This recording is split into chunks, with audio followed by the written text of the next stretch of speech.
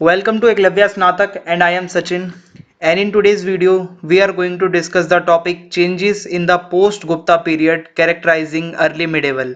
So early medieval जो हमारा time था यानी कि पोस्ट गुप्ता पीरियड है उस टाइम की सोसाइटी कैसी थी, इकोनॉमी कैसी थी, पॉलिटी कैसी थी, इसके ऊपर हम मेजरली डिस्कस करने वाले हैं. सो चलिए फिर वीडियो को स्टार्ट करते हैं. आपको बताना चाहूंगा कि ये वीडियो इंग्लिश मीडियम स्टूडेंट्स के लिए है as you can see on the thumbnail, और हिंदी मीडियम का कंटेंट हमने ऑलरेडी बना रखा है जिसका लिंक आपको डिस्क्रिप्शन में प्रोवाइड करवा दिया जाएगा. हमने हिस्ट्री, ईवीएस, एईसीसी, एमआईएल हिंदी ये सब पढ़ा दिया है. सो आप प्लीज वीडियोस को देख लेना. सिलेबस की अगर हम बात करें तो यूनिट 1 मैंने आपको करवा दी है, यूनिट 2 आपको करवा दी है, यूनिट 3 आज की वीडियो में आपकी हो जाएगी और उसके बाद हम यूनिट 4 को स्टार्ट करेंगे. अगर आपका कोई भी डाउट हो तो आप मुझे इंस्टाग्राम पे मैसेज भेज सकते हैं. मेरा यूजर नेम आप सभी के स्क्रीन के सामने लिखा हुआ है. तो आइए शुरू करते हैं.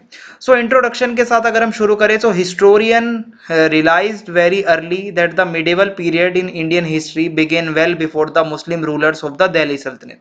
हम ज्यादातर ऐसा मानते हैं कि हमारा मिडिवल टाइम जो था, मिडिवल पीरियड, वो दिल्ली सल्तनत से स्टार्ट होता है, लेकिन ऐसा नहीं है. कुछ हिस्टोरियंस जैसे कि विंसेंट स्मिथ, ठीक है, Vincent Smith dated the beginning of this medieval period from the death of Harshvardhan. Harshvardhan की जब डेथ होती है तो उसके बाद से ही बिगिनिंग मानी जाती है मिडिवल पीरियड की. And term its first phase as early medieval India. आज जो हम पढ़ने वाले हैं ना, ये अर्ली मिडिवल इंडिया होगा, जिसको हम medieval Hindu India, Rajput period भी कई हिस्टोरियंस कहते हैं. Over the last 50 years or so, the issue of the transition from ancient to early medieval period has been paid greater attention by historians. अब जो हमारा ancient इंडिया से अब ये जो ट्रांजिशन होने वाला था अर्ली मिडिवल की तरफ, ये बहुत से हिस्टोरियंस को इसमें इंटरेस्ट है, ठीक है, इसके बारे में बताने में. क्योंकि यहाँ पे अगर आप देखोगे कि who now generally dated from the beginning of the Gupta period.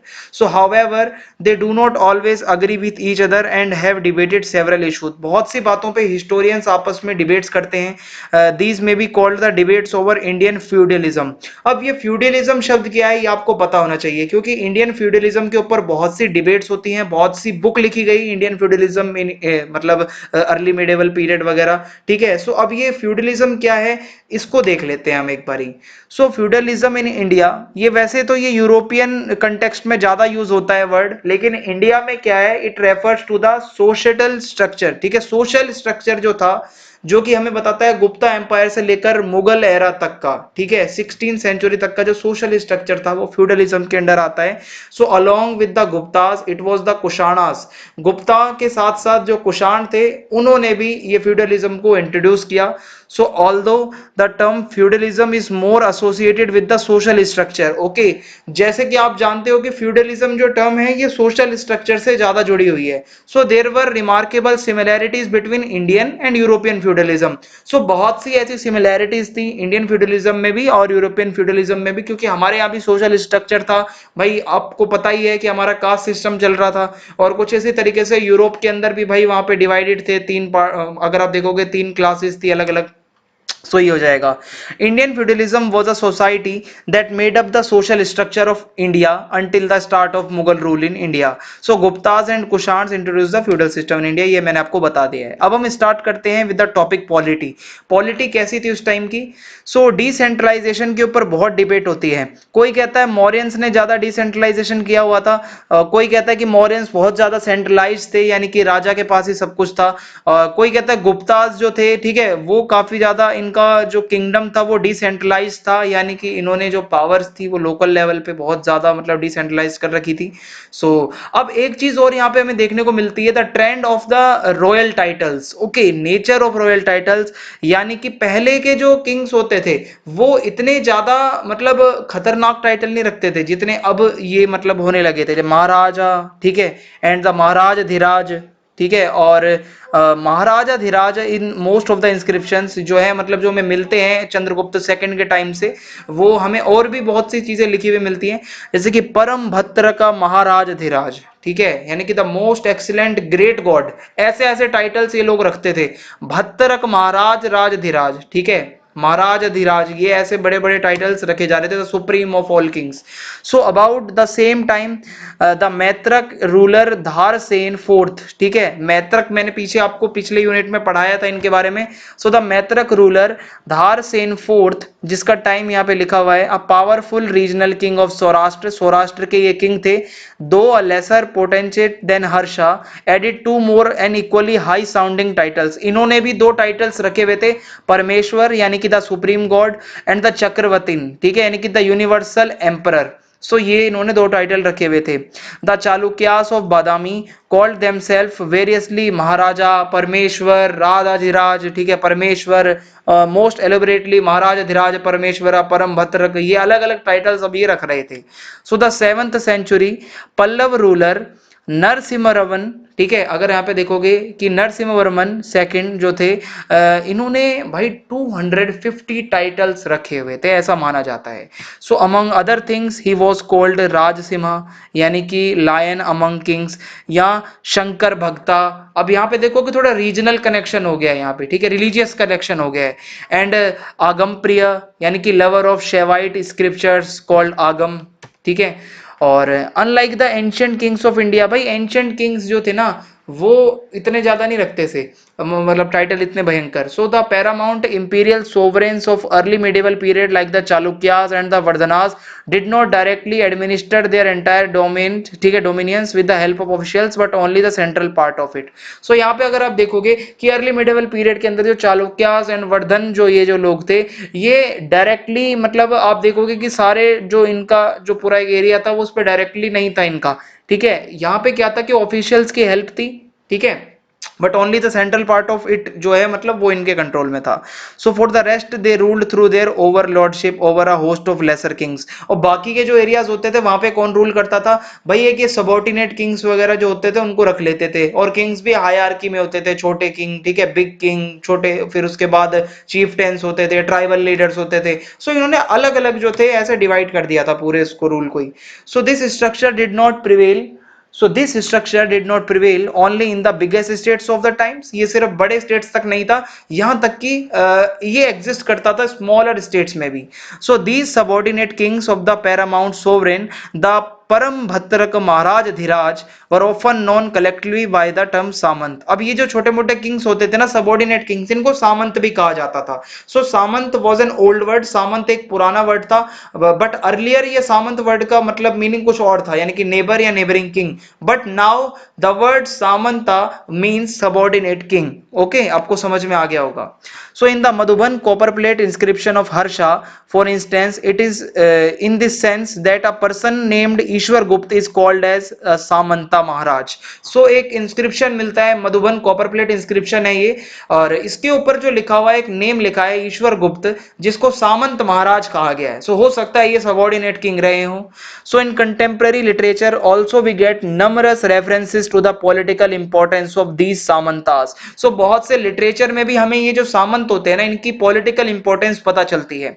सामंतास, it needs to be underline, were no simple political allies of the paramount sovereign and thus outsiders. ये कोई भाई ऐसे नहीं थे कि ये बाहर से आए हों, कोई विदेशी हो, ये वही लोग थे जो उन्हीं के एक ही मतलब पूरे किंगडम में रहते थे, ये भी वहीं के ही थे भाई, बाहर से नहीं आए थे ये samantas. So the samantas attended the overlords court. अब जो इनके ऊपर के जो किंग होते थे उनके दरबार में ये लोग जाते थे, कोर्ट में जाते थे, रेगुलरली जाते थे, और एडमिनिस्ट्रेटिव ड्यूटीज को परफॉर्म करते थे। यहाँ तक कि आप देखोगे Ishvara Gupta for instance was a keeper of records of Harsha. Harsha जो थे, ठीक है, जो हर्ष जो मतलब आप यहाँ पे एक नाम हमें सुनने को मिलता है बहुत बारे अर्ली मिडिवल जब भी हम पीरियड पढ़ते हैं। सो ईश्वर गुप्त जो थे बहुत से रिकॉर्ड को अपने पास रखते थे जो कि किंग हर्षा के थे। So samantas have been identified as a major source of the political instability. भाई ये सामंतास हर बारी अच्छे नहीं होते थे, ये क्या करते थे ना कि एडवांटेज ले लेते थे। मान लो अगर कोई सेंट्रल वीकनेस आ गई है, किंग अगर वीक पड़ गया, सो ये उसका बेनिफिट उठा के और अपने आप को क्या कर देते थे कि भाई अपने आप को ही किंग बना देते थे, ठीक है, एडवांटेज उठा लेते थे और अपने आप को ही इंडिपेंडेंट किंग बना देते थे और उनकी पावर को सीज कर लेते थे अपने ओवरलॉर्ड्स की। So Chalukyas were overthrown by Rashtrakutas who had been their subordinates. अब ये राष्ट्रकूट जो थे ये सबऑर्डिनेट थे किसके, चालुक्यास के, लेकिन इन्होंने मौका देखते इनको ही भाई ओवरथ्रो कर दिया। सो ऐसा होता था। Number of official designations are seen for the first time in early medieval records. So बहुत से designation हमें देखने को मिलते हैं such as संधि विग्रहिका एंड दंडनायक। ठीक है, ये अब नए नए डेजिग्नेशंस आने लगे थे, इनके ऑफिसेस होते थे। There was also a strong tendency to elevating these offices by adding the prefix maha to them and making them mahasandhi vigrahika mahadandanayaka. अब एक वर्ड है यहाँ पे महा, ये और जुड़ गया भाई इनके नाम के आगे, इनके डेजिग्नेशन के आगे, महासंधि विग्रहिका महादंडनायक। ठीक है, सो इस तरीके से the practice of land grants ये बढ़ चुका था भाई, लैंड ग्रांट होने लगे थे, ब्राह्मण्स को बहुत ज्यादा हो रहे थे। The other being local autonomy in administration, local autonomy देखने को मिल रही थी। So by the time of Hiuen Tsang officials had begun to be paid commonly through grants of land. अब जो ऑफिशियल्स होते थे उनको सैलरीज नहीं दी जाती थी, उनको लैंड ग्रांट कर दिए जाते थे। So during this time the state also began to grant in perpetuity fiscal judicial and administrative rights on a considerable scale to religious functionaries. अब जो रिलीजियस इंस्टीट्यूशंस होते थे उनको वेरियस काइंड ऑफ जो है राइट्स दिए जा रहे थे स्टेट की तरफ से।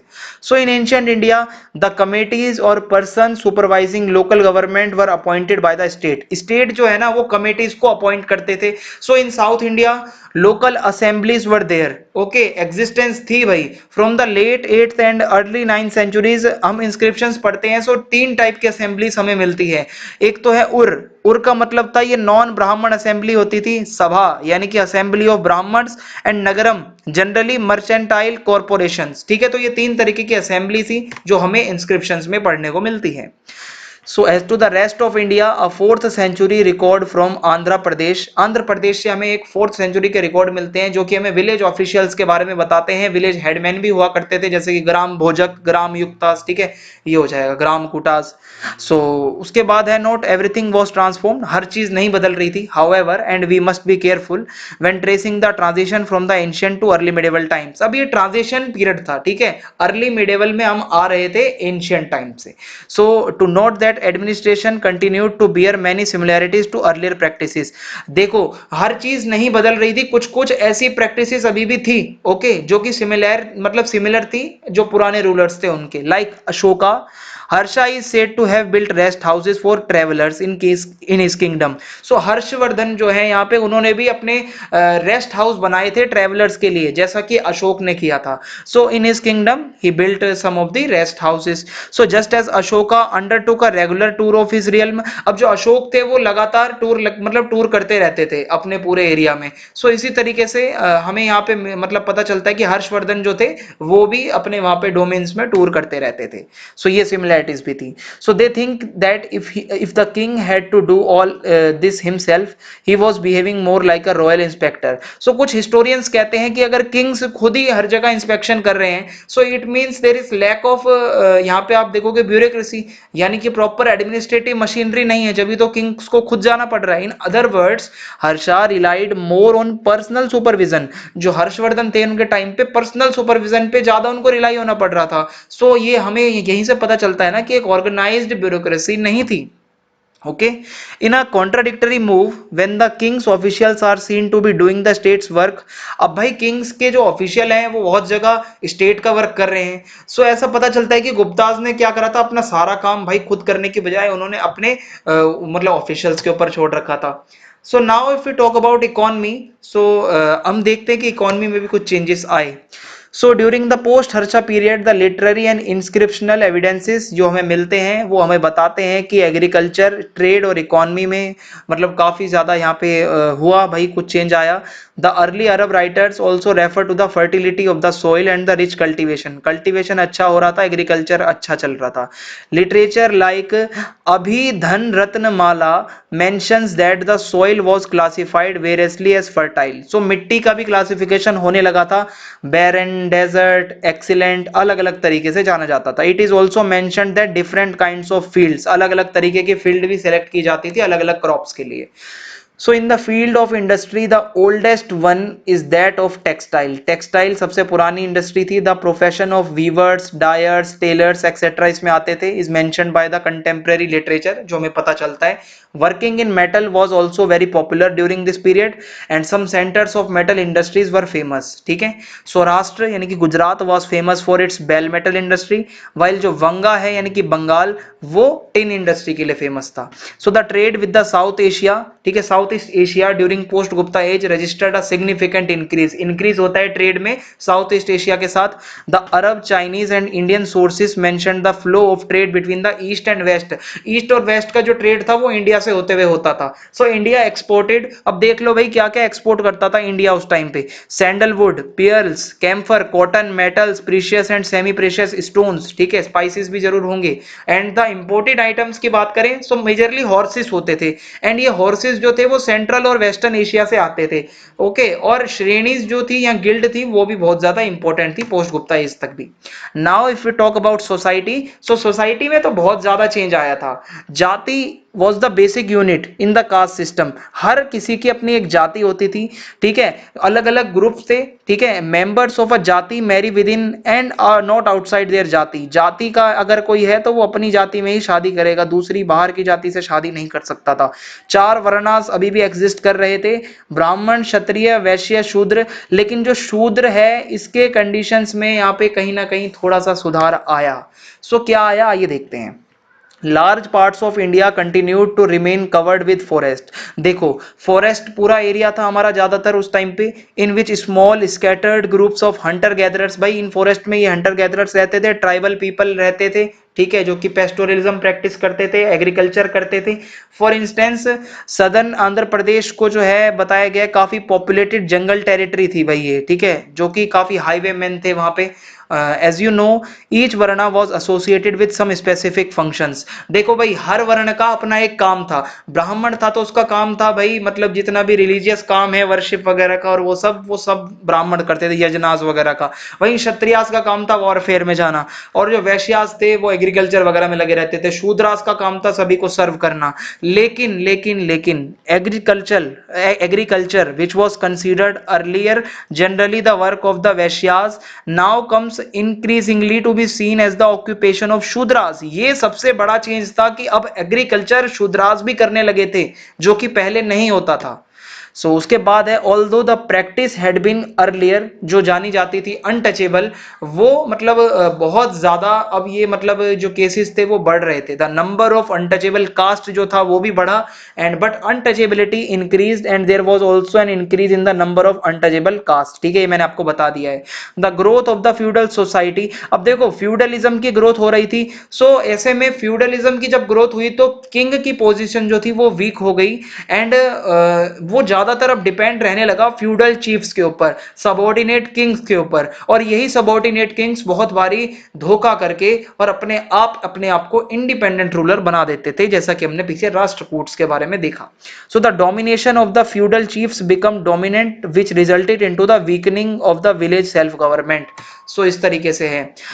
वुमेन की पोजीशन यहाँ पे थोड़ी सी खराब हो गई थी, क्योंकि सती एंड डोवरी बहुत कॉमन हो चुका था। मान लो किसी का हस्बैंड जो है उसकी डेथ हो गई, सो ऐसे में जो उसकी वाइफ है उसको भी जला दिया जाता था हस्बैंड के साथ में, ताकि उसको जो है मतलब एक तरीके से स्वर्ग प्राप्ति हो। और ऐसे में जो दहेज की प्रथा थी, ठीक है, डोवरी सिस्टम था, वो भी बहुत प्रेवलेंट था। एंड गर्ल्स जो थी उनकी शादी कर दी जाती थी 6 and 8 ईयर्स के बीच में ही, ठीक है। तो ये बहुत ज्यादा मतलब ट्रस्ट नहीं होता था उनके घर वालों को गर्ल्स के ऊपर, तो वो जल्दी ही उनकी शादी कर देते थे। और फिर उसके बाद अगर उनके हस्बैंड की डेथ हो जाए तो वो विडो लाइफ पूरी स्पेंड करती थी, क्योंकि रीमैरिज वाला कोई सीन था नहीं इतना, ठीक है, इतना सीन नहीं था, ये बाद में आया है रीमैरिज वाला, विडो रीमैरिज वाला। सो ऐसे में बहुत ही बुरी कंडीशन थी, डिटोरिएटेड, ठीक है, यहाँ पे इनकी बहुत ज्यादा बुरी हालत हो चुकी थी। सो इसी के साथ ये हमारा चैप्टर खत्म होता है। आई होप आपको समझ में आया होगा। हालांकि ये चैप्टर ज्यादा मुश्किल नहीं था, इजी टॉपिक्स थे सारे जो मैंने आपको बता दिए हैं। सो अगर आपको वीडियो अच्छी लगी हो तो आप चैनल को सब्सक्राइब करना ना भूलें, ज्यादा से ज्यादा वीडियो को आप शेयर कर दीजिए, एंड वीडियो को लाइक करना ना भूलें। जय हिंद, जय भारत, बहुत बहुत धन्यवाद आप सभी का। और आपको बताना चाहूंगा कि ये जो नोटिफिकेशन बेल आपको नजर आ रही है इसको आप जरूर प्रेस कर दें, क्योंकि जो भी हमारे आने वाले वीडियोस के नोटिफिकेशंस हैं वो आपको इसी बेल से पता चलते रहेंगे। और इसके अलावा अगर हम एक बार सिलेबस को देख लें तो आप अगर देखेंगे कि मैंने आपको एक सेकेंड, यूनिट 1 आपको मैंने करवा दी है, ठीक है, और यूनिट 1 आपको करवा दी है, यूनिट 2 भी मैंने आपको भाई करवा दी है, यूनिट 3 आपकी आज पूरी हो चुकी है। सो अब भाई बचता क्या है आपका, यूनिट 4, 5, 6, 7 और 8। कोशिश करूंगा जल्द से जल्द आपको इसका कंटेंट प्रोवाइड करवाऊं, ठीक है, और आप कमेंट करके जरूर बताया करें कि आपको क्या हमारा कंटेंट अच्छा लगता है, ठीक है। तो जल्दी ही आपको बाकी बची हुई यूनिट्स भी मिलेंगे जिसमें हम वर्धनास, पल्लवास एंड चालुक्यास के बारे में पढ़ेंगे, इनका पॉलिटिकल एंड कल्चरल डेवलपमेंट क्या हुआ इस टाइम पे, ये मैं आपको बहुत अच्छे से समझाने वाला हूँ। सो थैंक्स फॉर वॉचिंग, जय हिंद जय भारत, बहुत बहुत धन्यवाद।